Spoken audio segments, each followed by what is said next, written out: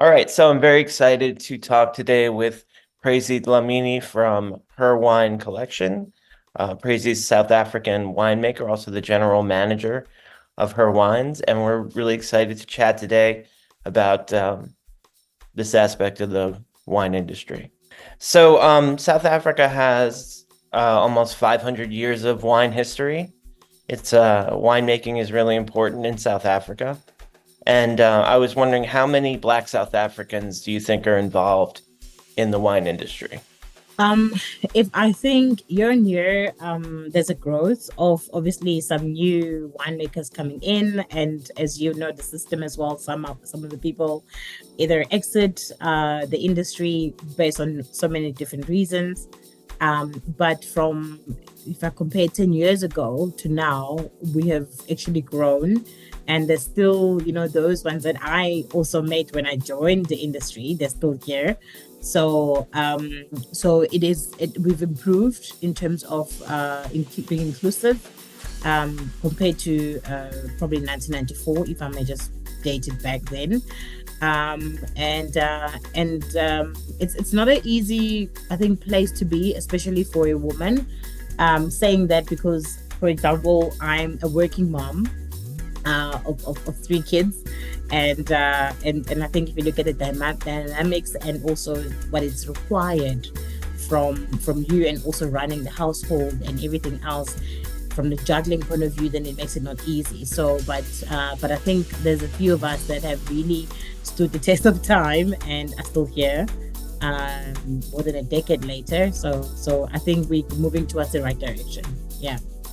Well, I guess this would be a great place to talk about your story. How exactly did you find yourself in the wine industry?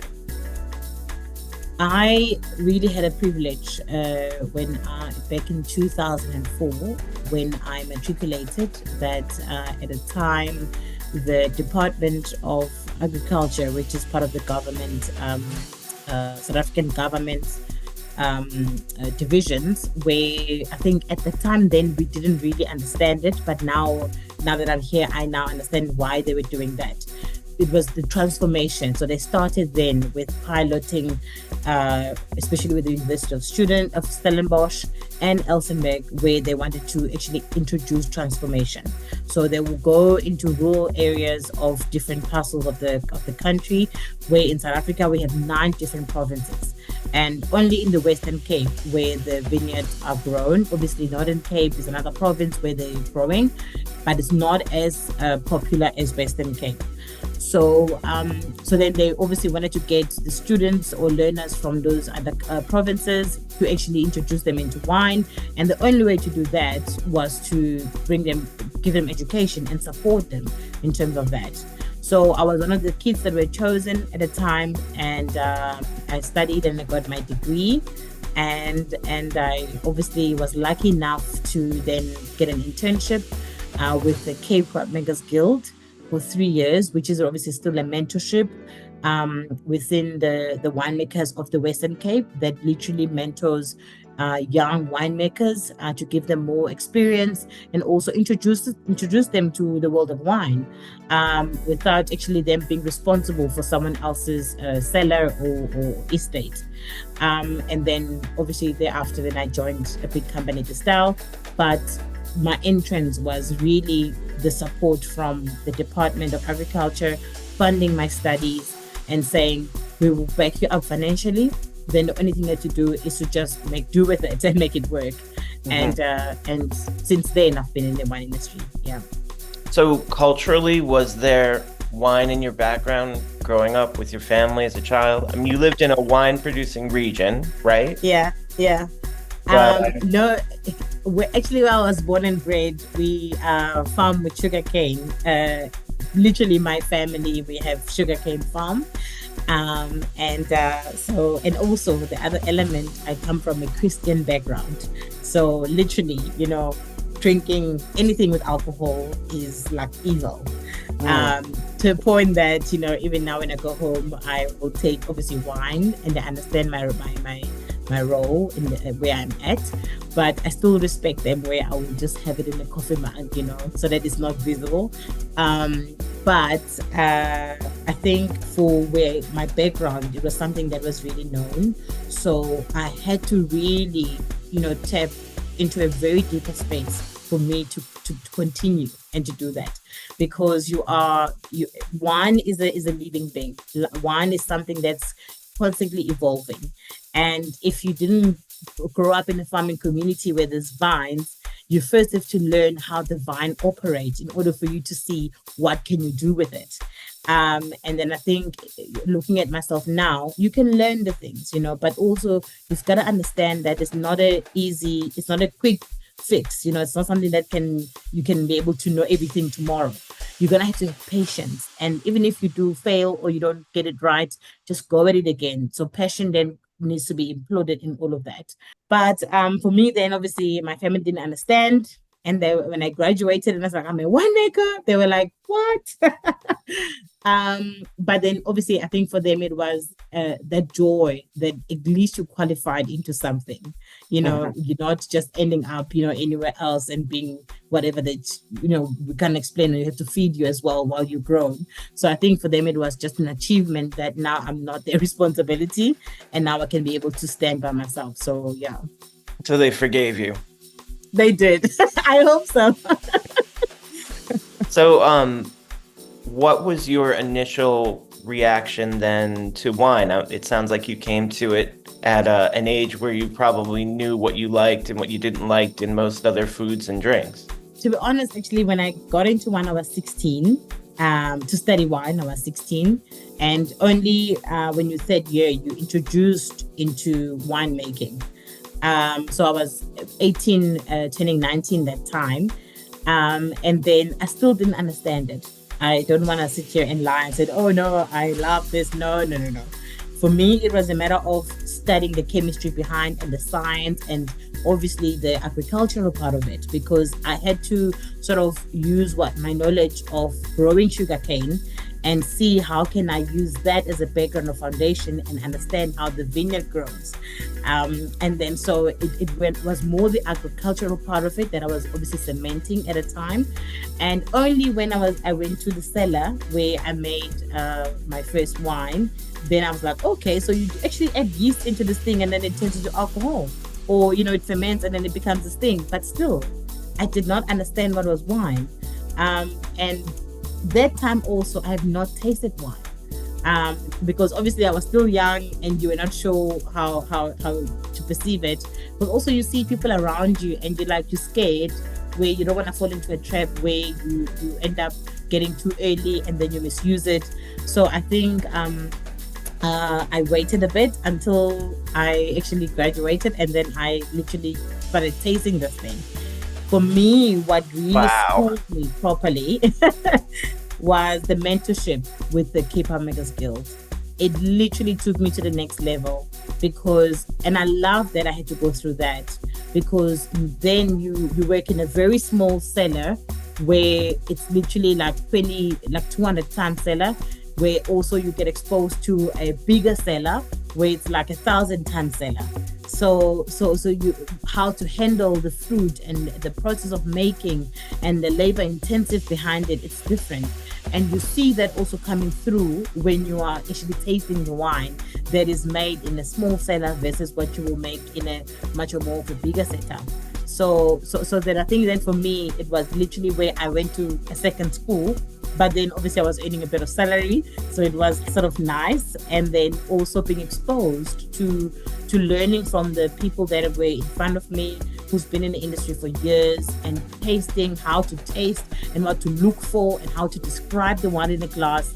So it was for me, I think, then where I discovered like this thing is actually amazing. The passion for it, and you say it's not really much about drinking the wine, but it's more understanding the thought process of why did this person actually come up with something like this.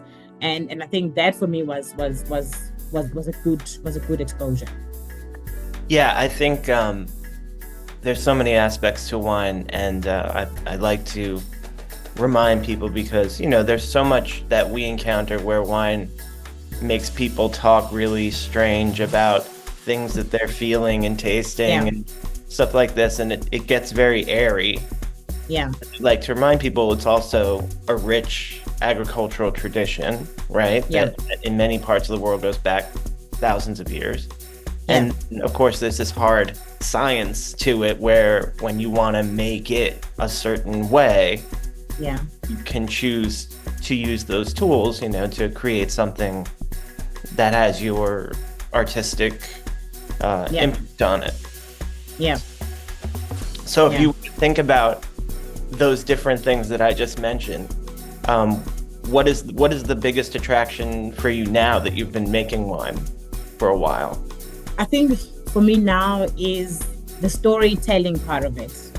Mm, um, and I think the beauty of it, and I keep on saying to people, you sometimes don't understand or never really realize how privileged you are if you are able to work and at the same time get to tell the story of yourself and your journey while you are doing that. Because then you don't really look at it as work; you look at it as an extension of yourself. um and for me, it's actually when obviously we came up with her one collection, and it was the brand was literally just telling the collection of stories of these women behind this brand, and why is it so.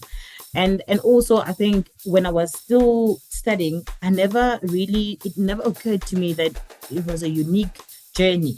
I always thought, you're just studying, getting a degree, and then you're going to qualify for someone, and that's that.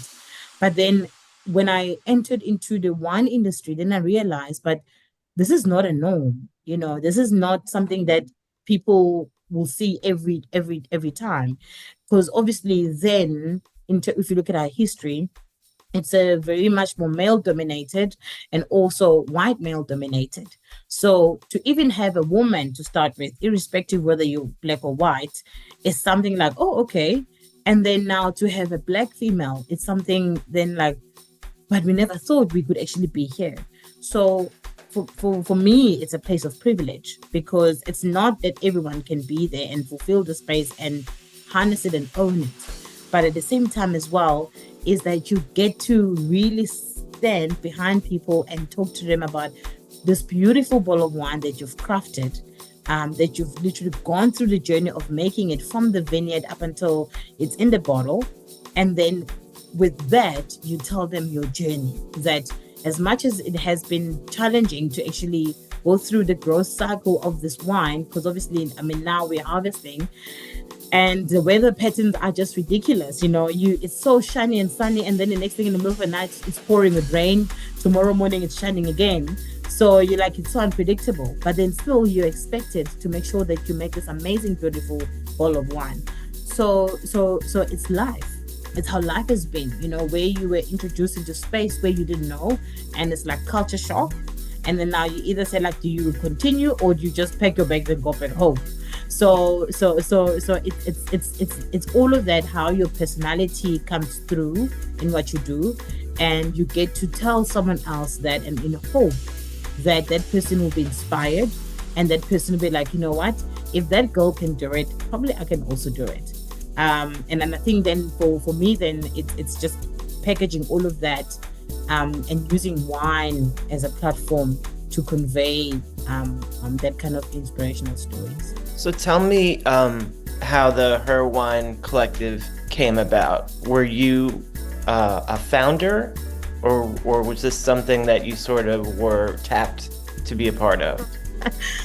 So the company, obviously, I was asked to join the company. So I didn't found the company; it was already existing. But the brand Her One Collection actually was started in 2020, a year after I joined the company.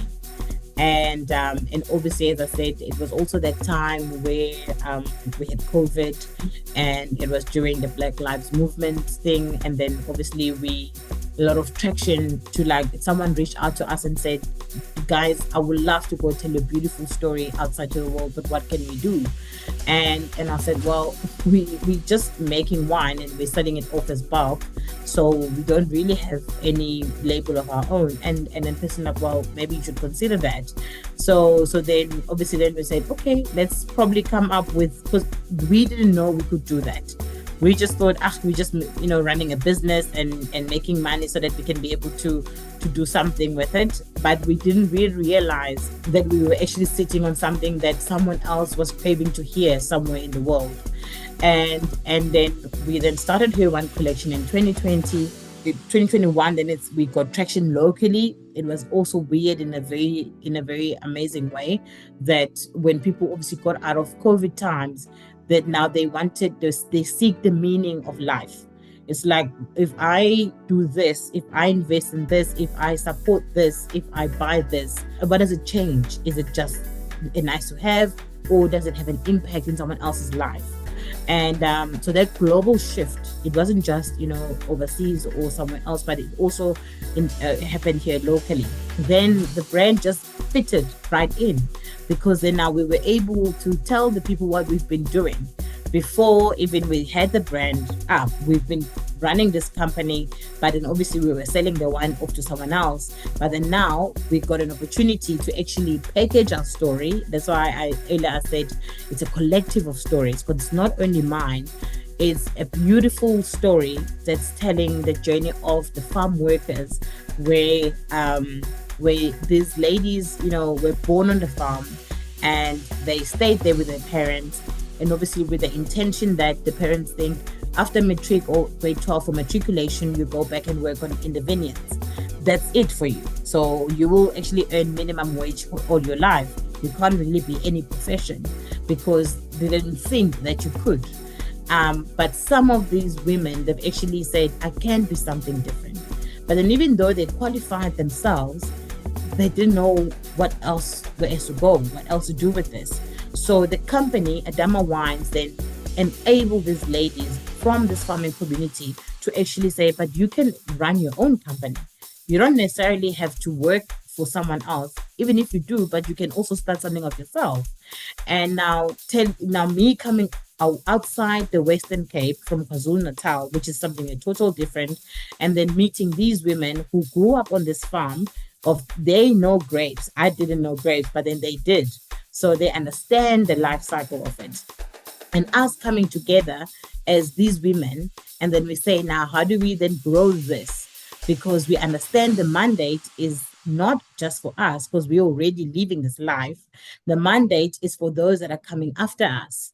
And that's why now the next phase into that is our bursary fund, where now obviously we came in, started, told our story, still continuing telling the story.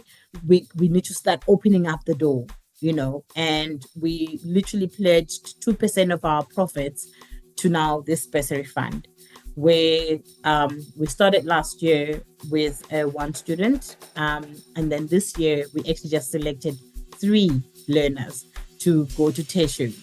And one of the other kids as well, we got to do internship within our company.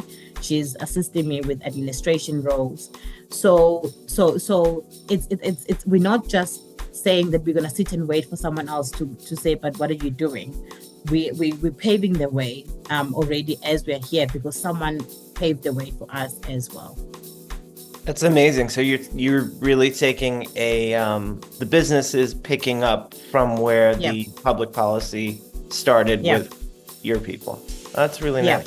It's not easy. I don't want to, when sometimes when I say to people, I can probably make it seem like, it's just something you can do. It's easy. Trust me, it's sometimes I ask myself when I wake up in the morning, why am I still doing this? And obviously, as I said, I've got a Christian background. I believe that if you're placed in a place, there's a purpose for it. You don't just get placed for no reason.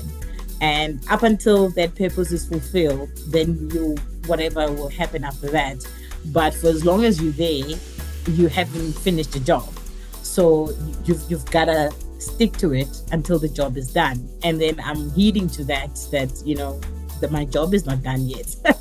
So while I'm still here, I need to push and continue, even if it's hard. Yeah. What are the wines that you've most enjoyed making with the Her Collective?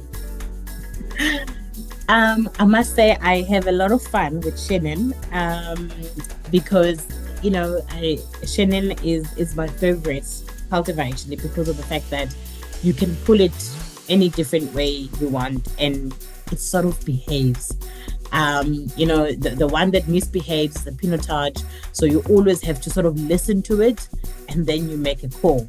While the Shannon, I love it because it sort of it follows where you want it to go, and it's easy to stretch it as far as you want.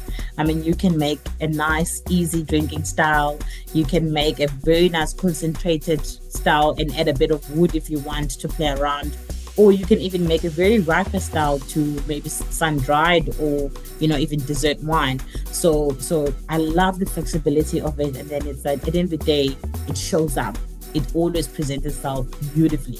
So that's my favorite.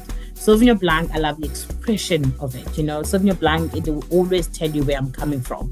It's the cultivar that you will never miss. You will know if it's coming from a cool area or it's coming from a warm area, because it's always presenting itself from its background. So from that fact, if you know what style you're going for, you know where to source, because then it's going to present itself that way. And as I said, Pinotage doesn't listen. So you've got to listen to it in order for you to make the best style out of it. But I think for us, we've really kept it clean and simple. It's one that is, we don't really interfere much with it, because I said we have actually a mandate from the wine industry side, South African wine industry, to present to the world, the global market, the style of pinotage that maybe people will love, because you don't want to break it too much that people end up not liking it at all, because it's not a wildly grown cultivar. So for us, we keep it clean, and we make sure the picking time is perfect for us to get that nice fresh fruit that you can still enjoy it anytime, any day.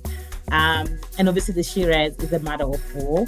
I think that one it's got a rich soul, and if you really harness it and give it all the attention and the love, it shows up beautifully in the bottle. So I will probably say the Shannon and the Shiraz, for me, there are two cultivars that are easy to work with because they cooperate. The other ones, you just have to sort of find a way to work with them. Yeah. I don't want to hold you up too much. I know it's your busy time. How's the harvest look this year? How was the growing season?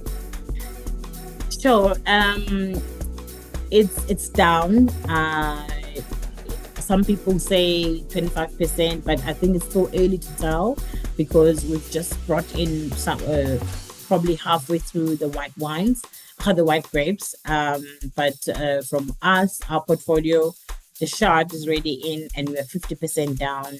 The Chenin is also looking down, and the Pinotage we've actually harvested already, because of the heat, then the sugar went up quite quickly, so we had to bring it in, and it is down as well. So we'll see. Obviously, now we are moving towards your Merlots and your other your Shiraz cultivars. Obviously, that's in the next 2 weeks.